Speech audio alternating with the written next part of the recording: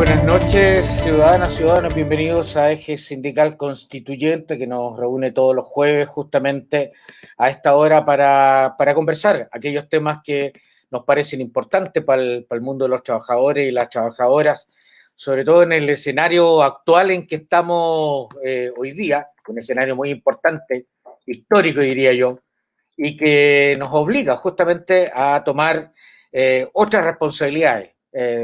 Todo el mundo dice a través de los medios, ¿no es cierto?, que este Chile cambió o está empezando a cambiar, así es que, bueno, bienvenidos a ese cambio. Y uno de los elementos artífices de este proceso justamente es el hecho de las elecciones en la CUT, que están sucediendo desde ayer y que se van a aproximar hasta mañana. Y para ello hemos invitado a un par de estos actores sociales que están justamente en este proceso eleccionario de la Central Unitaria de Trabajadores. Voy a presentar en primer lugar a don Miguel Vélez, de la lista A. Miguel, muchas gracias por acompañarnos. Hola, muy buenas tardes, Jaime, y a todos quienes están conectados aquí en este grandioso programa y un buen espacio para el mundo de los trabajadores, así que muy agradecido por la invitación. Gracias, Miguel. Y don Carlos Llévenes, también ahí de la República Independiente de Arica, también nos acompaña a esta hora. Gracias, Carlos, por acompañarnos. Estás muteado, Carlos. Tienes que abrir tu micrófono. Sí, aquí estoy tratando de... Ahí estamos. Bueno, ¿Ahí? bienvenido, Carlos. ¿Me escuchas? Sí, perfecto. Perfecto, ya.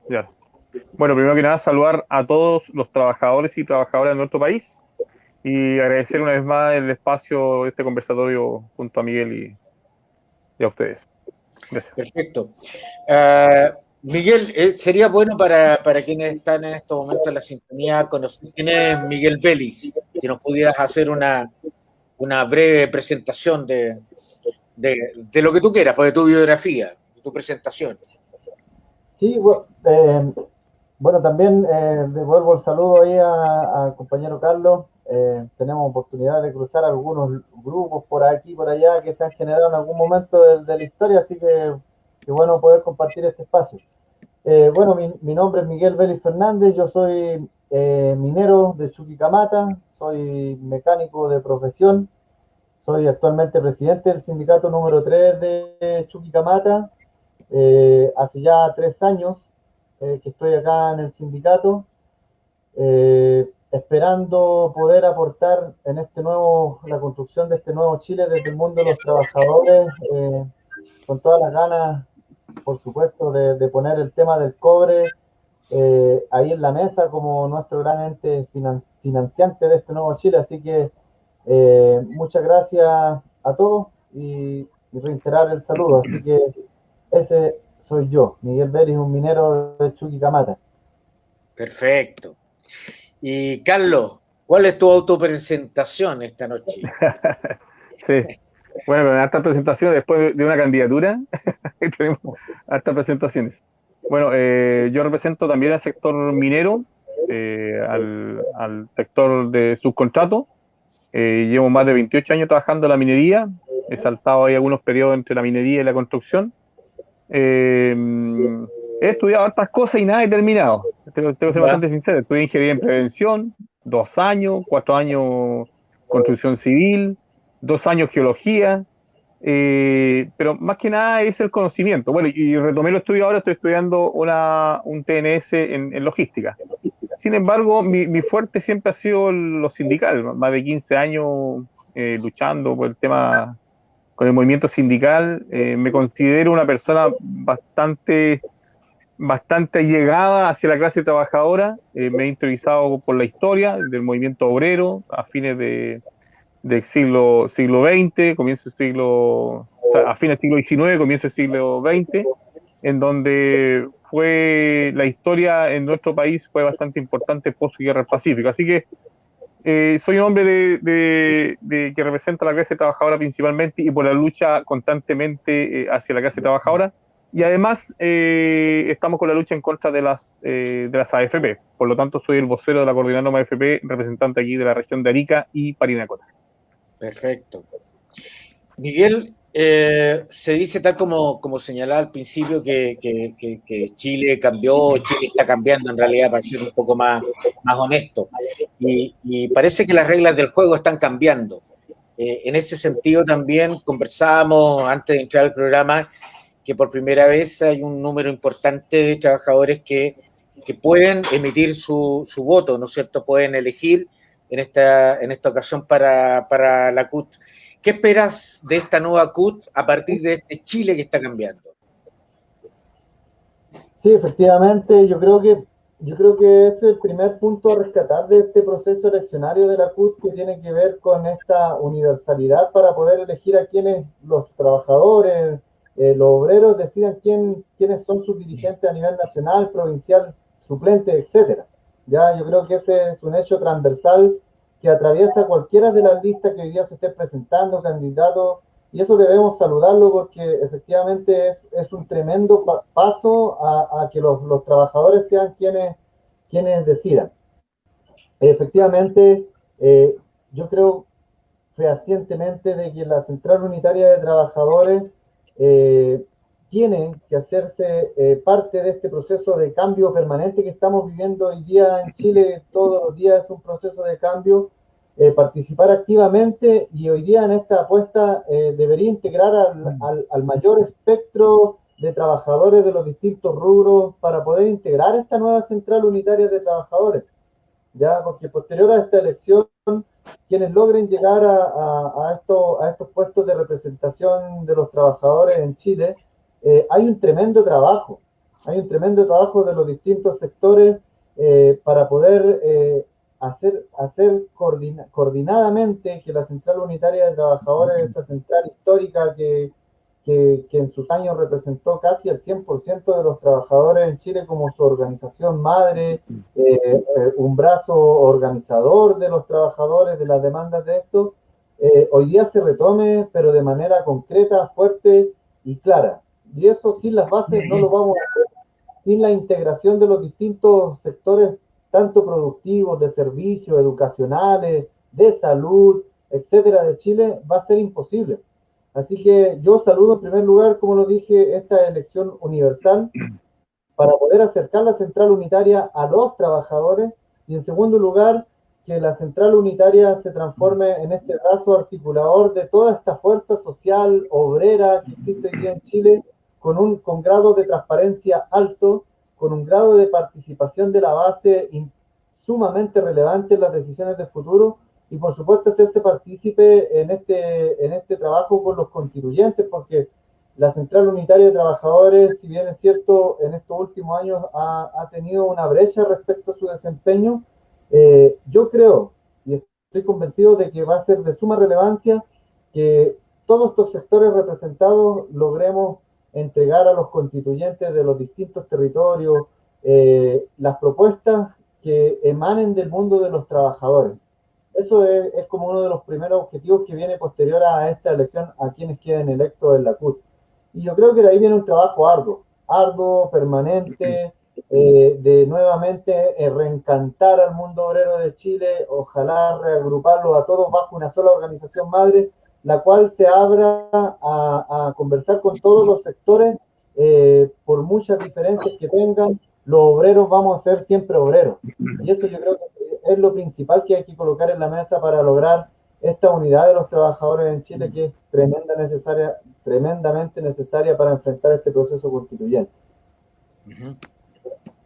Carlos, sin ánimo de reconstruir el pasado, sobre todo porque ya estamos a cientos de años de esa lucha que dieron trabajadoras y trabajadores y que costó tanta vida, costó tanto esfuerzo, incluso a alcanzar las 8 horas laborales que para nosotros hoy día son tan normales, digamos, trabajar 8 horas nos parece importante, más allá de las posturas que han tenido algunos diputados, incluido la diputada Camila Vallejo, de bajar la jornada a 40 horas. No se trata de reconstruir el pasado y traerlo al presente, porque eso es casi imposible. Pero, sin embargo, ¿qué rescatarías tú como denominan ustedes también, de los viejos de los viejos dirigentes, los que pararon con sangre, con esfuerzo, ¿no es cierto?, estas reivindicaciones laborales y que al parecer se han ido perdiendo también en el tiempo. ¿Cuál es tu visión de aquello? Sí, bueno, primero que nada quiero rescatar, Jaime, lo que destaca Miguel, que el centro de nuestra lucha siempre ha sido el sujeto principal, y por ende el sujeto principal es la clase trabajadora y se representa por el obrero y la obrera. Muchas veces este modelo que se instaló, no exactamente desde el 73, la lucha sindical y obrera viene a fines del comienzo del siglo XIX, no es que hubiera el tiempo de la salitera, tanta injusticia que había en la lucha para rescatar o tener algunos derechos. No hay que olvidar que en esos tiempos, Sayitero, había una precaria ley laboral en donde favorecía 100% al patronal. Entonces, no hay que olvidar que la lucha se ha dado constantemente desde esos años. Y más que recordar o llevarlo hoy día a la actualidad, hay que también llevar ese ejemplo de lucha realmente desde no desconocer que todos somos obreros y obreras, y siempre hemos estado nosotros en la lucha contraria con respecto a los mismos estados, que muchas veces se ponen del lado de la patronal. No hay que olvidar las matanzas que hemos tenido en nuestro país, no hay que olvidar la injusticia y el abuso hacia muchas veces someter al trabajo a los menores, a los niños. No hay que olvidar el tiempo de Lota.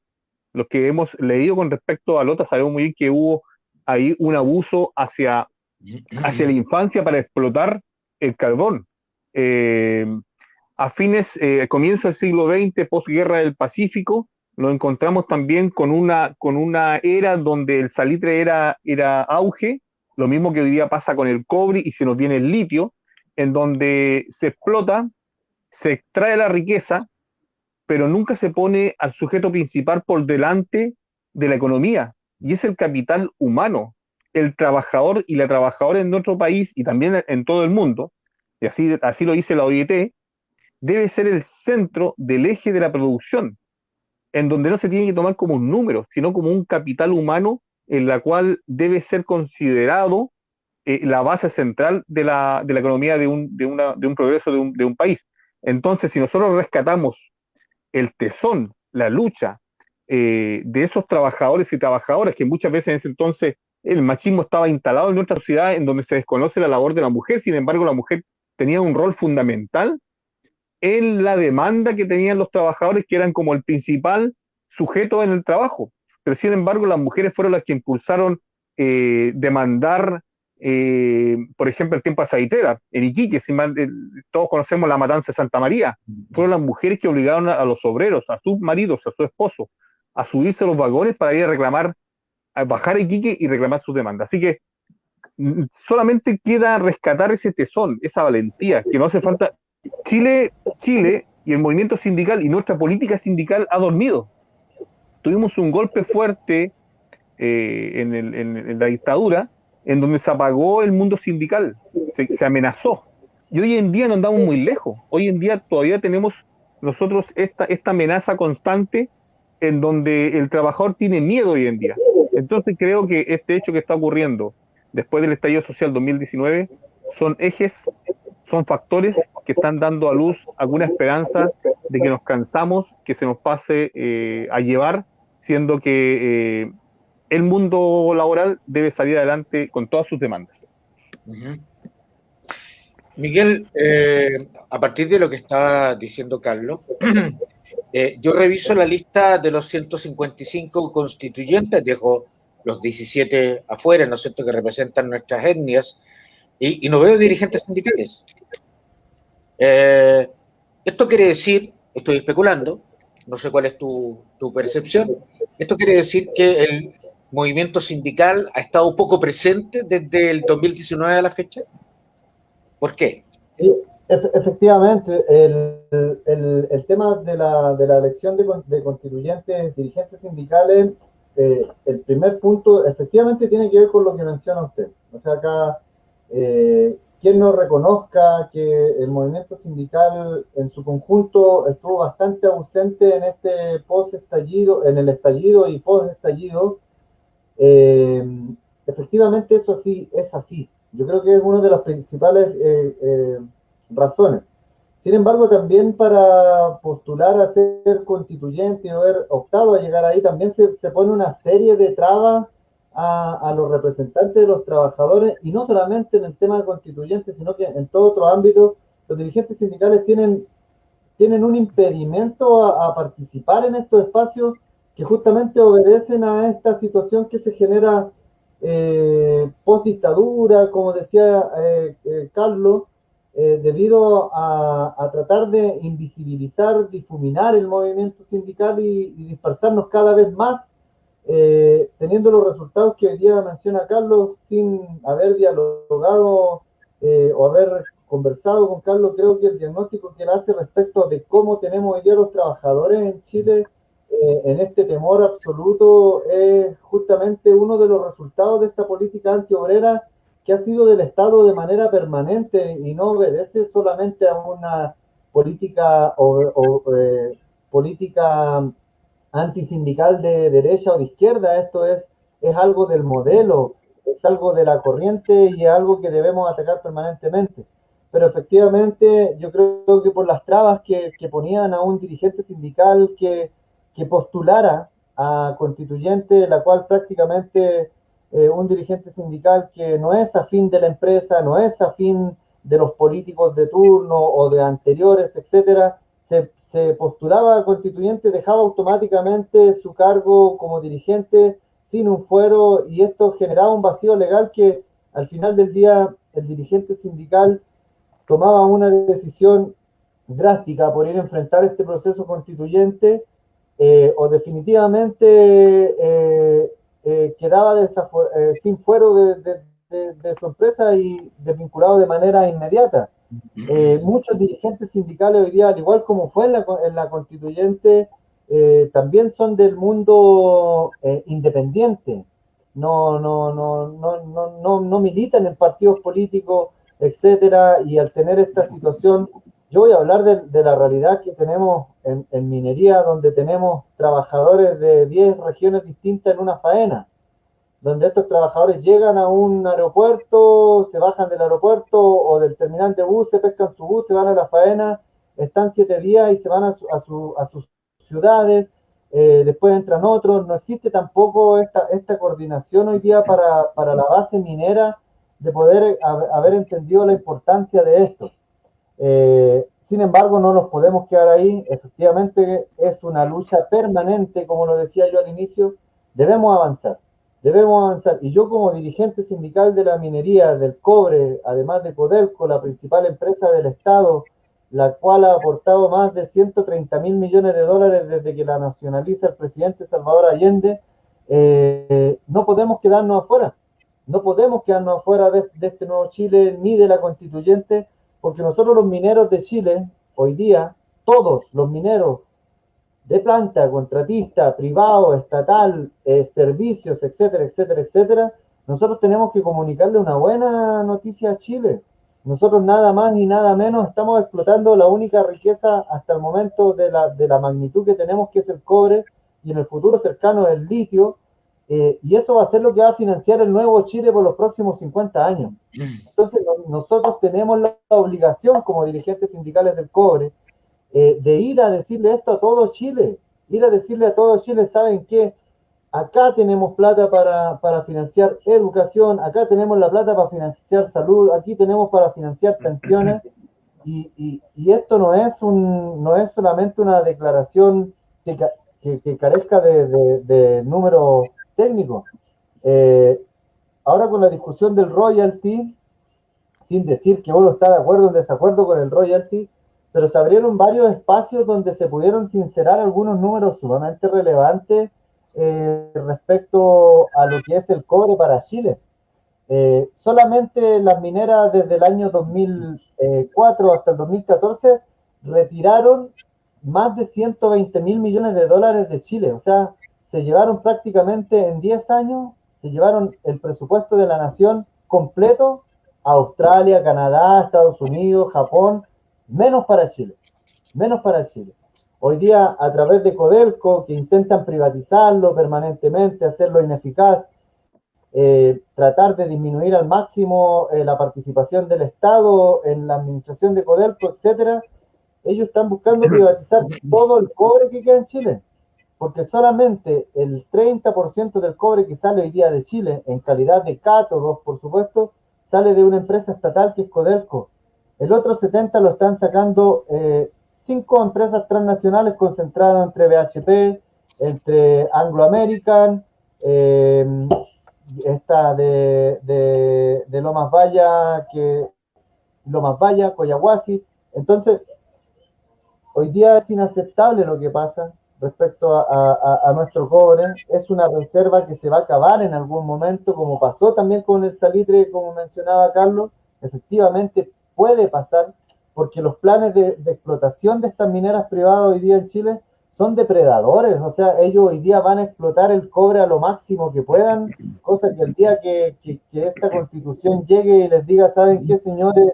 El cobre es intransferible, inajenable, imprescriptible del Estado de Chile, y eso lo vamos a ratificar en la Constitución, y además vamos a colocar en la Constitución un párrafo del cual inhabilite cualquier decreto de ley posterior que se haya hecho a la renacionalización, como es el decreto de ley 600, el cual permitió la privatización del cobre en Chile.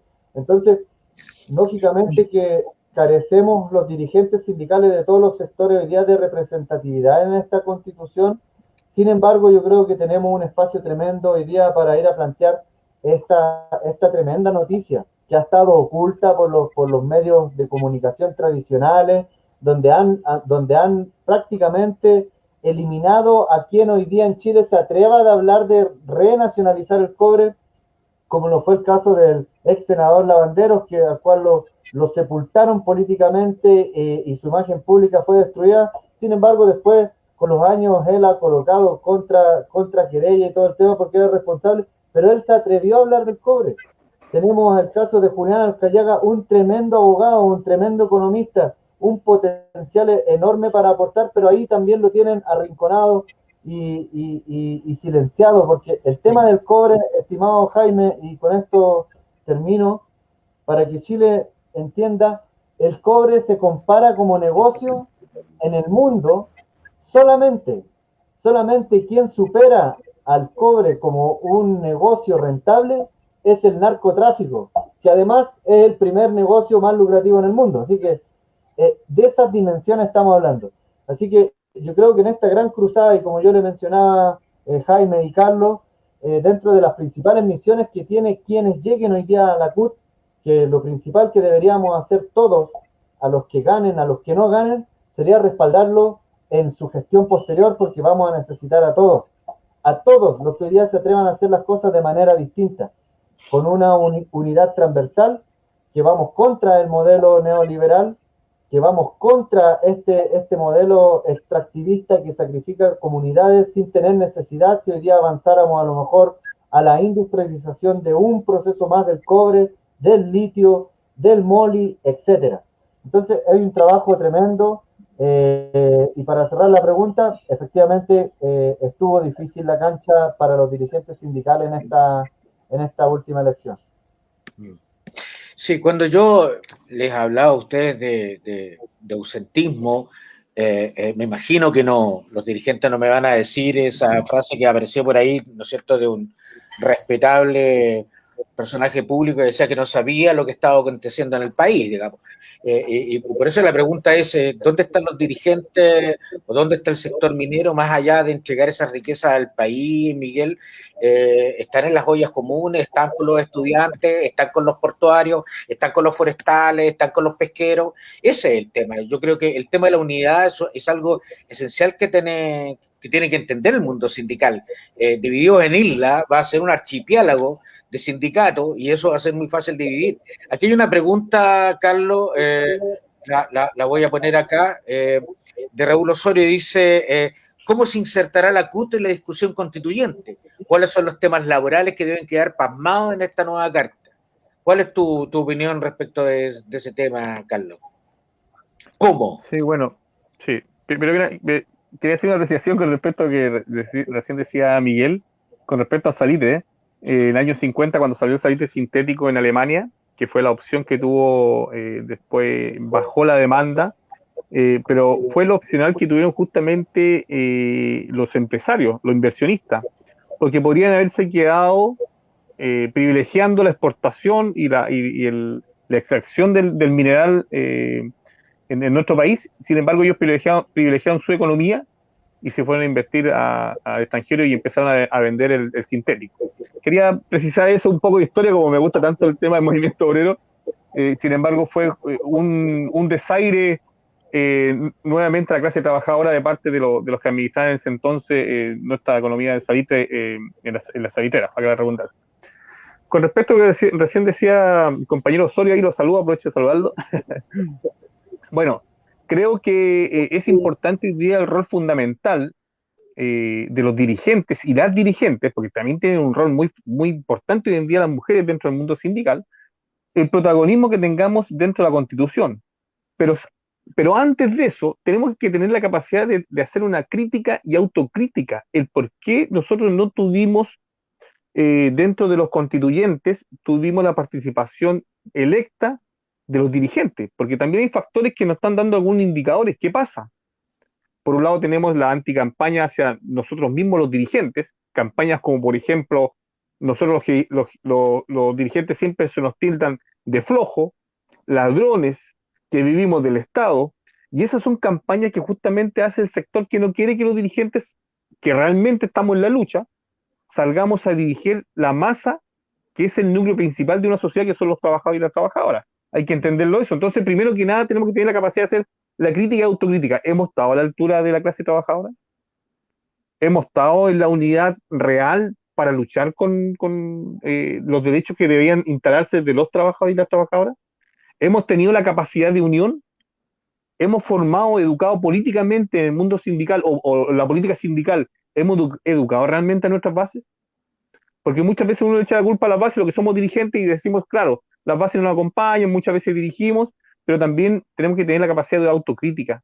¿Cuáles han sido nuestras falencias para que esto ocurra? Y no solamente esto viene en las últimas 2 décadas, estoy hablando fácilmente de las últimas 3 décadas, en donde se quiso callar a los dirigentes. No hay que olvidar que inmediatamente la dictadura y un largo periodo donde los dirigentes eran asesinados para neutralizar la dirección de las masas. Entonces, debido a ello, ya entrando en la pregunta, ¿qué debemos hacer nosotros como dirigentes dentro de la Constitución? Primero que nada, tenemos que apelar a la unidad. Y tenemos que identificar muy claramente quién es nuestro enemigo. Porque muchas veces nos encontramos con nuestras propias bases tienden a elegir candidatos o candidatas electas que están favoreciendo leyes que están en contra de la clase trabajadora. Entonces ya eso es una desorientación política, sindical, donde la gente no tiene esta orientación. Creo que la tarea dentro de la Constitución va a ser importante. Hay que modificar varios artículos, como por ejemplo la participación de los dirigentes en la política. Hoy en día un dirigente sindical no puede ser candidato a ser parlamentario porque la Constitución lo prohíbe. Entonces, cosas tan sencillas, tan básicas, que son la raíz para realmente llevar un movimiento sindical, como eso en tiempo, vuelvo a insistir, cuando existía el movimiento obrero, un movimiento fuerte, y tan fuerte que los trabajadores y las trabajadoras eran capaces de entregar su vida para proyectar lo que se venía a futuro. Entonces, creo que dentro de la Constitución es muy importante, primero, fijar las bases, cómo vamos a trabajar, modificar artículos de la Constitución donde favorezca a la clase trabajadora, ponerlo como sujeto principal en el centro de la sociedad, dignificar el trabajo, tener mayor protagonismo dentro de la discusión, tanto la constituyente y también así de la parlamentaria. Sí, bueno, perdonen que me remita a la odiosa lista de supermercados, pero puntualmente, Miguel, preguntarte cuál es tu posición. Por ejemplo, hoy día en la Constitución no está reflejado el derecho a huelga, y por otro lado, el Estado no es un Estado garante, es un Estado subsidiario que ha privatizado cuánto recurso natural y cuánto servicio público ha podido, estoy hablando de cosas tan esenciales como el agua, como la luz, qué sé yo, pero respecto a los recursos naturales también aparece, hoy día por primera vez lo mencionaban, ¿no es cierto?, ustedes, el tema del royalty, que no es un tema menor. Pero respecto al derecho a huelga, ¿cómo debiera estar dibujado claramente en la próxima Constitución? Estás muteado, Miguel. Efectivamente, en la Constitución hay cosas que hoy día están en el Código del Trabajo que deben ser elevadas a carácter constitucional. Y principalmente, el principal de ellos tiene que ver con el derecho a la huelga efectiva y también la huelga multipropósito. ¿Ya? Porque hoy día efectivamente dicen, no, si la huelga está garantizada, etcétera, etcétera. Ok, pero en un proceso de negociación colectiva, para los empresarios, para todos, hoy día en Chile es muy cómodo esto porque la capacidad de organización de los trabajadores difuminada, etcétera, etcétera, la sindicalización es muy baja. Tenemos muchos sindicatos y muy pequeños. Entonces, ¿cómo está hoy día? Efectivamente, es muy cómodo para aquellos hoy día quienes están como empresarios. O sea, el derecho a la huelga, principal punto. El segundo punto, la huelga multipropósito, que no obedezca solamente a la negociación colectiva, que la huelga sea por razones de salud, una huelga por razones incluso hasta políticas. O sea, nosotros no podemos, dentro de la educación y de la deuda que existe con educar a nuestro obrero, no podemos no educarlo en política obrera, no partidista, política obrera. Esa es la política que deberíamos hacer todos desde los distintos puntos de vista, y ojalá por eso a mí me gusta mucho mencionar este término de la unidad más amplia del sector obrero, porque hoy día el mundo obrero es diverso, es muy diverso. Entonces yo creo que con esos dos principales temas que menciono, como el derecho a la huelga efectiva, pero efectiva, donde se sanciona y se prohíba por constitución estas acciones antisindicales que ejerce la empresa, además cuando se genera una huelga. Y en segundo lugar, la huelga multipropósito, que sea por fines de seguridad, de salud, hasta política. O sea, que los trabajadores, cuando consideren en su conjunto, organizado a través de sus sindicatos, etcétera, decidan que las condiciones de trabajo no están, es una huelga legal, que no se les permita al empleador desvincular a trabajadores por el efecto de esta huelga multipropósito. Y como tercer punto, como les digo, hay varias cosas rescatables del Código del Trabajo, no todas son como borrables en este rato, pero es un código del trabajo que cualquier empresa hoy día en Chile lo vulnera, lo viola, va a la dirección del trabajo y paga una multa irrisoria, pero el daño al derecho fundamental del trabajador está totalmente ya realizado, o a los trabajadores. Entonces, el tema de los derechos fundamentales efectivamente existen en nuestra Constitución como ciudadanos, pero como nosotros debemos pensar en el sujeto principal, como hablamos al inicio de este programa. eh, Hoy día las vulneraciones a los trabajadores en el ámbito laboral eh, deben ser elevadas a rango constitucional, porque somos el motor de la economía en primer lugar, y si el motor no se protege, difícilmente vamos a poder proteger a lo colectivo, a lo productivo o a los servicios. Yo creo que con esos tres puntos estaríamos en condiciones de poder asegurar lo principal de los trabajadores, que tiene que ver con la huelga, porque hoy día las empresas no le temen a los trabajadores cuando están organizados, por el simple hecho de que pueden vulnerar la huelga desde cualquier punto de vista. Entonces, me voy a una huelga, le contrato reemplazo, trato de hacer prácticas antisindicales, anticipo una negociación con uno, después negocio con otro, etcétera. O sea, acá el abanico para el empleador es amplio, y mientras tanto el abanico para los trabajadores es totalmente resumido, acotado. O sea, acá hoy día en Chile un trabajador que incumple levemente a lo mejor el reglamento interno de seguridad, voy a hablar de un reglamento interno, el empleador tiene la facultad de catalogar en la falta. Él la cataloga, si es para desvinculación o es para falta verbal, escrita, etcétera.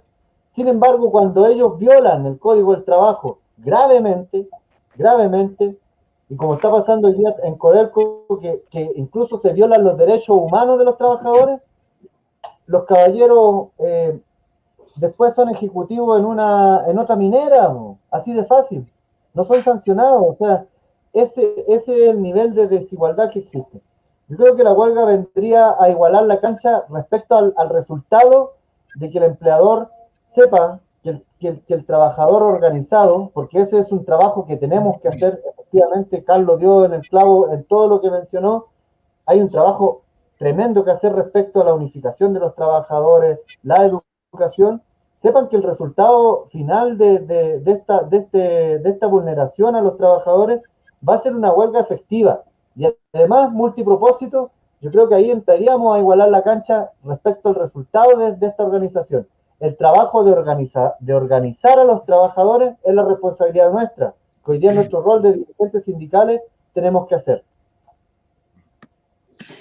Carlos, y esto puede ser solo producto de mi imaginación, de ver tantas películas de ciencia ficción o de política ficción, pero cuando un dirigente se presenta a los asociados, a los trabajadores, incluso hoy día yo escucho que se habla de la gente trabajadora y ya no se habla del pueblo trabajador, parece que el pueblo fuera una capa del patio trasero.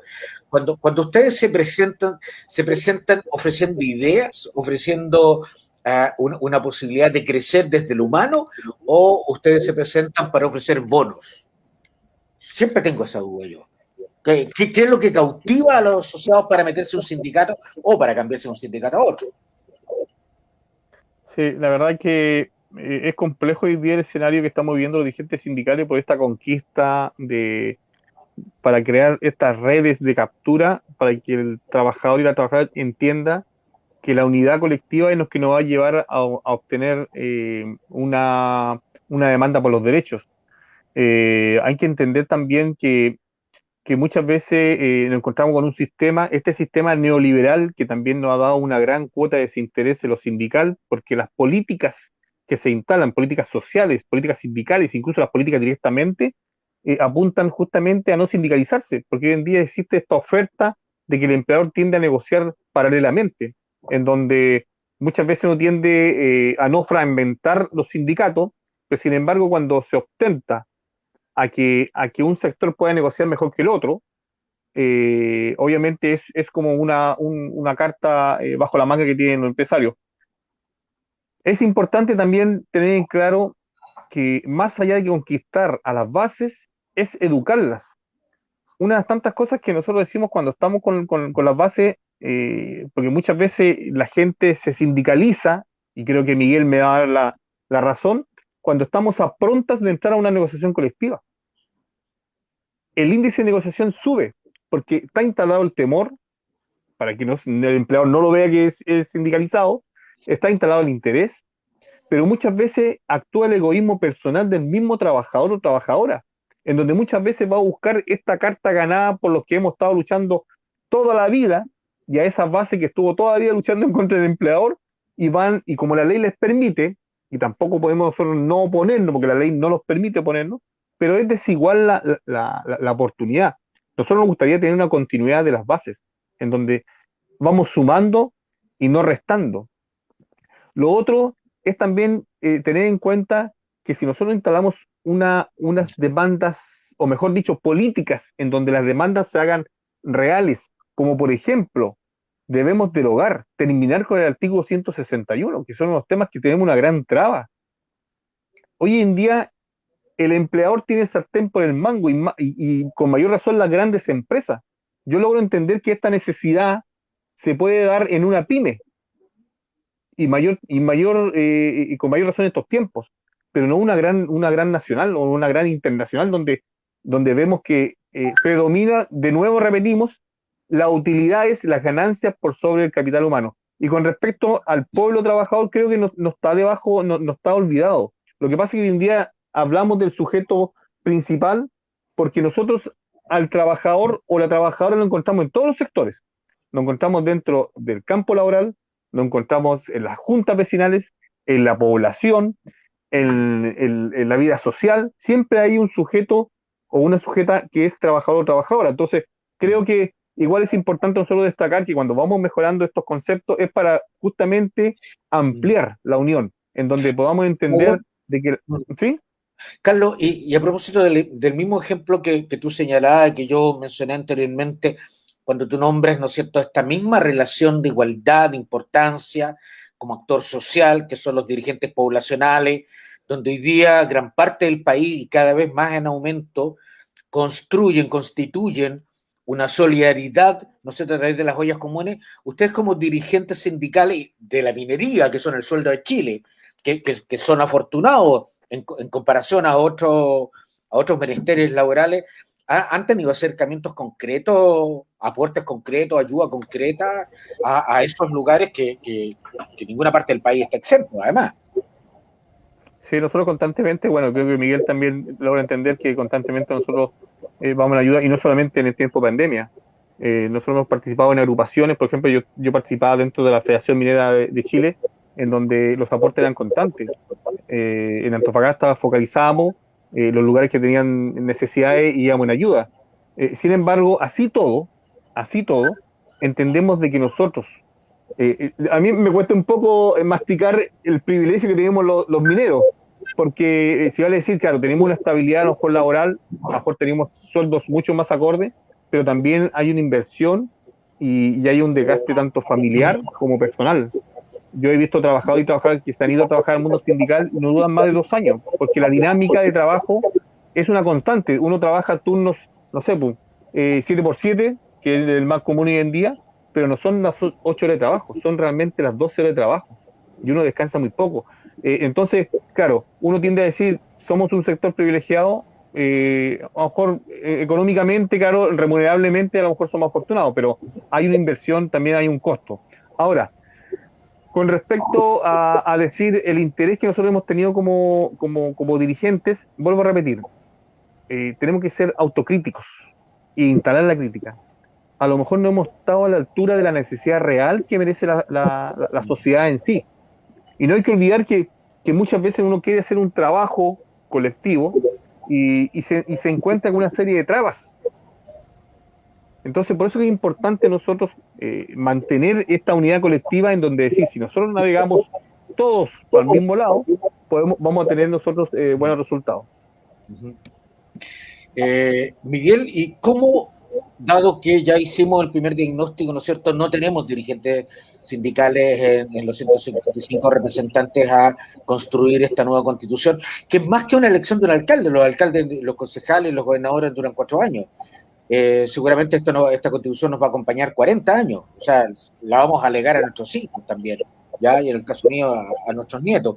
Entonces, si no tenemos representantes, ¿cómo vamos a acercar estas demandas sindicales, estas demandas laborales, más allá que la mayoría somos trabajadores, pero ustedes como dirigentes tienen la conciencia del mundo del trabajo?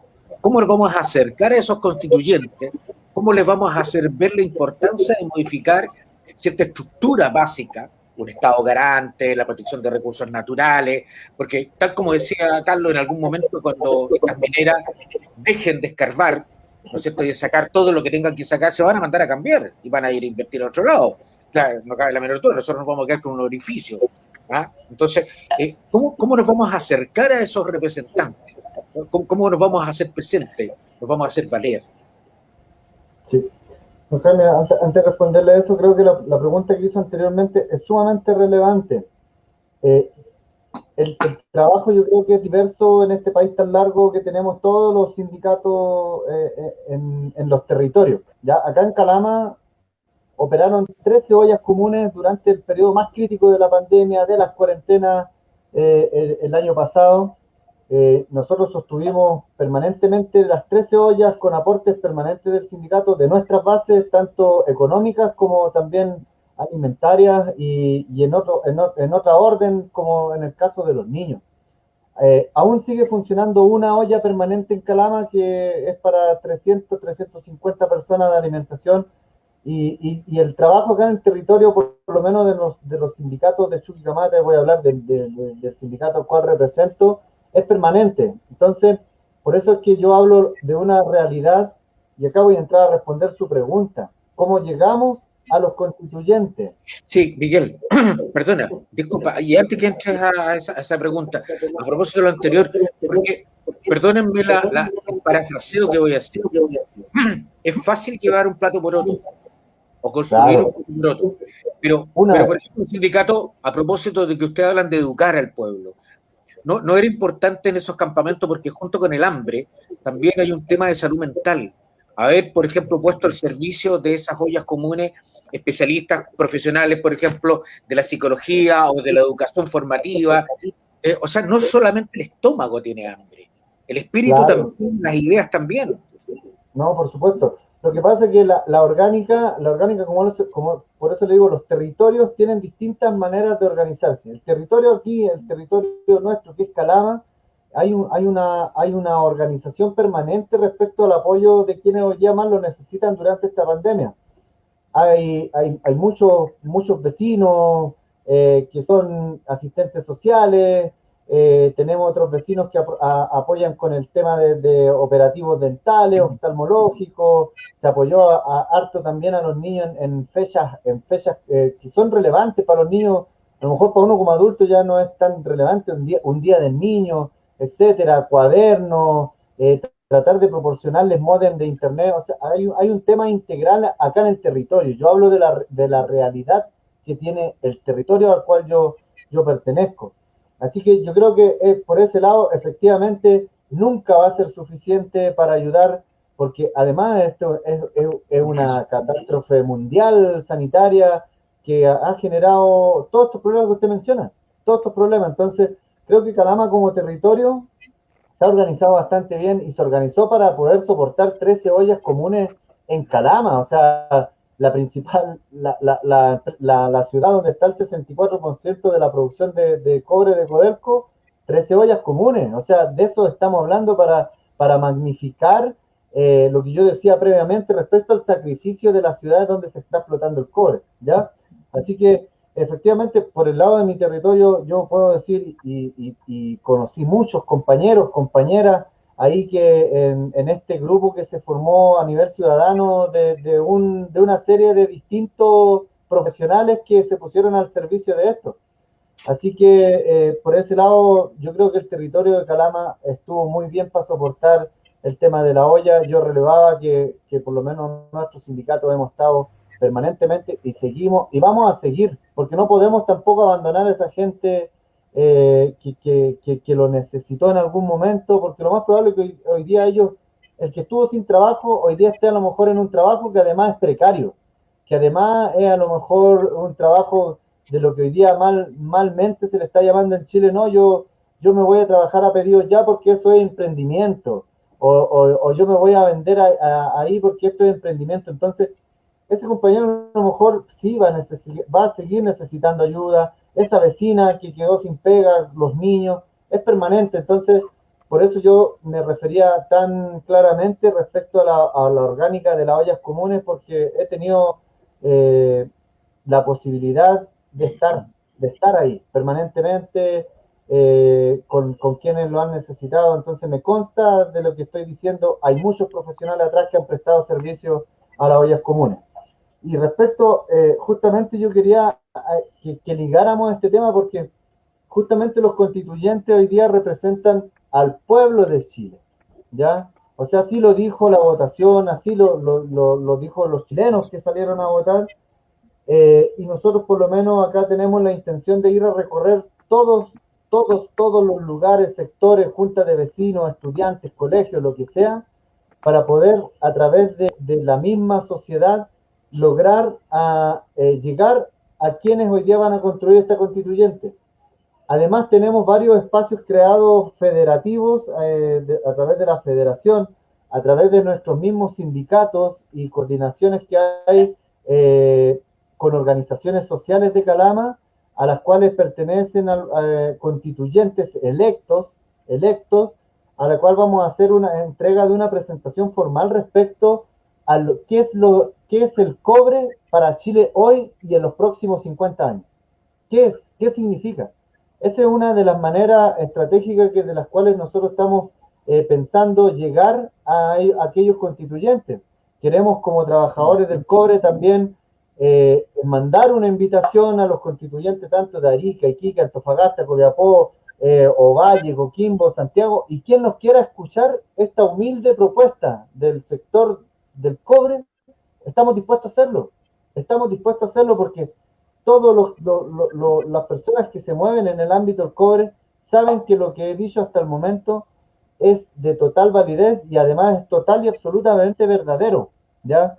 Así que creemos que tenemos la posibilidad, no está todo cerrado, no creemos que porque no tengamos hoy día un candidato dirigente sindical en la constituyente, no tengamos posibilidad alguna de contarles las buenas noticias que yo le decía al inicio del programa, que no es nada más y nada menos, Jaime y Carlos, que en el cobre y en el litio está el financiamiento de nuestro país para los próximos 100 años y sin necesidad de sacrificar territorios, sin necesidad de secar los ríos, sin necesidad de sacrificar ambientalmente a tantas personas.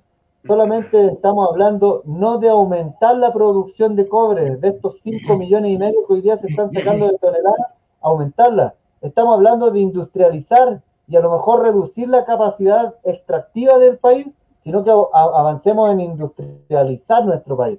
Eso nos otorgaría una producción limpia, avanzaríamos con las comunidades y además estaríamos controlando la producción del 60% del cobre que está en el mundo. Así que esos inversionistas que dicen que se van a pescar el cobre y se lo van a llevar a otra parte, toco madera para que nos salga el inventor que cree el cobre artificial por lo menos los próximos 50 años, así vamos a tener control sobre él. Bueno, una de las ironías cuando uno trata de explicarle a los niños que nosotros tenemos el cobre, somos de los grandes productores en el mundo, pero tenemos que mandar el cobre para que lo industrialicen y nos manden cañería o cable. Ahora, esta cuestión es 50, 60, 70 años que estamos discutiendo lo mismo. Y ningún gobierno, y aquí moros y cristianos, ha hecho alguna inversión necesaria de parte del Estado o de parte de los privados, por cierto, que tienen menor interés por resolver esto. En estos minutos finales, Carlos, en relación al tema que nos convocaba inicialmente, pero que ha sido muy interesante poder también reflexionar sobre otros temas, porque no estamos aislados de lo que le está pasando a Chile, claramente. ¿Cuál es tu propuesta para esta nueva CUT? Que debiera ser una CUT transformadora, que debiera ser una CUT que refleje el sentir popular, digamos, manifestado a partir del 2019. Sí, a ver, primero que nada, los dirigentes sindicales y las dirigentes tenemos que incidir sí o sí dentro de esta nueva constitución. Tenemos que luchar por un nuevo código del trabajo sí o sí, donde se instale la negociación colectiva y donde se escriba y se designe y se garantice la valorización del trabajo. Y dentro de esta valorización del trabajo, nos encontramos con el trabajo decente, con el salario digno, con la brecha salarial. O sea, tenemos que terminar con esta brecha salarial que tenemos dentro de este mundo laboral. Tenemos que restituir no solo la titularidad sindical, que es importante. Tenemos que nosotros luchar, correr el cerco por una negociación ramal. Y va muy de la mano todas las demandas sociales, es decir, la seguridad social, la salud y la educación. Como recién decíamos, los sujetos principales estamos en toda la sociedad. Así que, por lo tanto, creo que, y me voy a tomar nuevamente las palabras de Miguel, nuestra unidad tiene que ser la unidad más amplia del mundo de los trabajadores y las trabajadoras, donde podamos realmente rescatar y demandar los derechos que han sido robados. Habíamos avanzado en una etapa de nuestras vidas, me refiero sindical, en la lucha sindical. Sin embargo, después del golpe fueron todos arrebatados. Además que cada vez que pasan los años y en todos los gobiernos, la falta de voluntad a propósito de seguir quitándole arrebatándole más aún los derechos a la propia clase trabajadora en vez de ir mejorando. Cuando se hablaba que venía la democracia en nuestro país, creo que se dejó de lado a los trabajadores y las trabajadoras para que pudieran demandar realmente sus derechos y no que fueran restados. Insisto, hemos ido de mal en peor y todos los gobiernos han sido cómplices y no han tenido voluntad de cambiar las demandas de los trabajadores y las trabajadoras. Miguel, y en tu caso, ¿qué es lo que, o cuál va a ser el aporte de Miguel Vélez en esta nueva CUT? Mire, para ser bien concreto, creo que este espacio nos ha dado la oportunidad para hablar del trabajo macro. Pero en el título, a mí me gustaría ser bastante claro y súper simple. Yo acá vengo a ofrecer unidad de trabajo con nuestra clase obrera. Quienes estén dispuestos a ponerse a disposición del pueblo, eso es lo que vamos a hacer en primer lugar. Creo que lo técnico, el material, los diversos sectores, esta diversidad de obreros que existe hoy día postulando a esta nueva central unitaria, creo que nos da para lo técnico, para ponerle carne a este proyecto. Pero lo principal que yo ofrezco a los trabajadores y también a los compañeros que están postulando, porque creo que hoy día ni siquiera deberíamos utilizar el término que somos contendores en algo, sino que deberíamos que somos unas personas que buscamos algo mucho más grande para la clase, y eso es la unidad. Yo me comprometo a la unidad de todos los sectores obreros que van a participar en esta nueva central unitaria, con el solo fin de aportar a nuestro pueblo y, por supuesto, en esta nueva constitución, una nueva carta que garantice los derechos de las y los trabajadores en Chile. Así que unidad más que todo para iniciar. Después de lo técnico me pongo a disposición y en todo lo demás. Así que la unidad más amplia de los trabajadores que no obedecen a colores políticos, sino que obedecemos a nuestra política obrera, que está en contra de un modelo neoliberal que nos está exterminando, como lo he dicho. Carlos, y finalmente, ojalá en un minuto, ¿cuál es tu opinión de este legado que está dejando Bárbara Figueroa? ¿Qué crees tú que le faltó o no le faltó para conquistar? Porque tenemos alrededor de un 13% de sindicalización en el país, es algo vergonzoso. ¿Qué falta para entusiasmar? ¿Y cómo lo ha hecho Bárbara Figueroa en este sentido? Sí, no quiero pecar a lo mejor de poco prudente, pero me parece que no estamos en el 13%, me parece que estamos en el 22% de sindicalización a nivel nacional. Y me gustaría ratificarlo. 13% estuvo hace 2 años atrás y subió la sindicalización a un 22%, pero lo dejo ahí también como dato porque me puedo equivocar. Bueno, creo yo que todo trabajo donde tenemos políticas contrarias es insuficiente, porque remamos contra marea. Y lo otro, este legado que, no sé si llamarlo un legado, porque la lucha fue colectiva. Fue una lucha en donde se tuvo que apelar, lo encontramos con reformas laborales, en donde se instalaba los sueldos mínimos. Hoy en día todavía estamos luchando con ingreso mínimo. Estamos por las 40 horas, que también ha sido, si ahora sí fue impulsada por la diputada Camila Vallejo, pero la central estuvo ahí detrás de ella. Sin embargo, creo que una de las cosas que nos faltó a nosotros es llamar realmente a la unidad de los trabajadores y las trabajadoras. A lo mejor fuimos un poco indiferentes, y lo digo poco porque hoy en día soy consejero de la CUT de Arica, provincial, en acto vigente. Sin embargo, a lo mejor nos faltó a nosotros estar más conectados y tener una mirada más de necesidad hacia realmente el trabajador. Nos faltó formación, nos faltó haber educado a nuestros trabajadores y trabajadoras. Creo que lo cuantitativo vamos a tener que evaluarlo. Esperamos nosotros, y también vuelvo a sumarme lo que decía Miguel, creo que aquí nosotros no tenemos que ser competidores. Si quedamos, hoy día tenemos una votación universal donde podemos quedar en este mix o en este collage, donde pueden haber dirigentes mezclados en las listas. Creo que nuestra visión principal debe ser luchar por los trabajadores y las trabajadoras, luchar por el obrero realmente, instalar la dignidad en nuestra sociedad, en donde muchas veces se menoscaba el trabajo, no se dignifica y no se reconoce. Y lo otro que se me estaba recién olvidando, para terminar, es también demandar en la nueva constitución, mediante un código laboral, el reconocimiento del trabajo productivo de la dueña de casa, que ha sido históricamente ignorado. Perfecto. Bueno, quiero agradecerle a Miguel, a Carlos, a nombre de todo el equipo de Eje Sindical Constituyente. Nosotros nos propusimos en noviembre del año pasado hacer una plataforma de reflexión, de debate. Construimos un decálogo, un manifiesto puesto en nuestro sitio web, ¿no es cierto?, justamente abierto a la discusión, y que esperamos que sea de alguna manera un punto de referencia para esta discusión importante que debe salir desde distintos sectores sociales.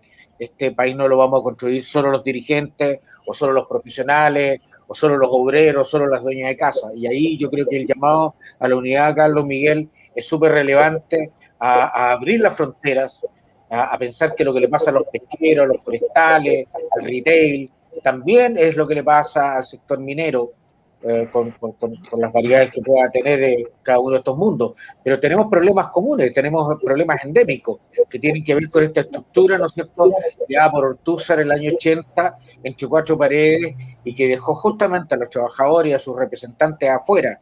El tema de la formación sindical, el tema, ¿no es cierto?, de la huelga, la negociación colectiva, son elementos que son tremendamente importantes para nosotros. Así que agradecerles nuevamente.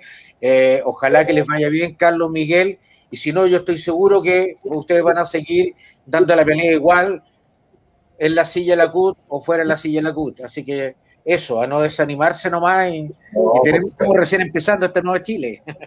Sí, por supuesto. Muchas gracias a usted, don Jaime, por el espacio que nos da a los trabajadores en realidad para poder conversar y acercarnos. Así que mucho gusto ver a Carlos, disponible para cuando lo requiera, don Jaime, disponible. Muchas gracias. Bueno, y ojalá que de los 195.000 trabajadores que están y trabajadoras que están llamados, ¿no es cierto?, a esta votación, ojalá que ustedes se puedan acercar lo más posible para que esta representatividad sea realmente transversal y sea horizontal hacia todos los sectores. Así que eso, encontrarnos la próxima semana justamente con otro Eje Sindical Constituyente. Así que muchas gracias por acompañarnos esta noche. Buenas noches.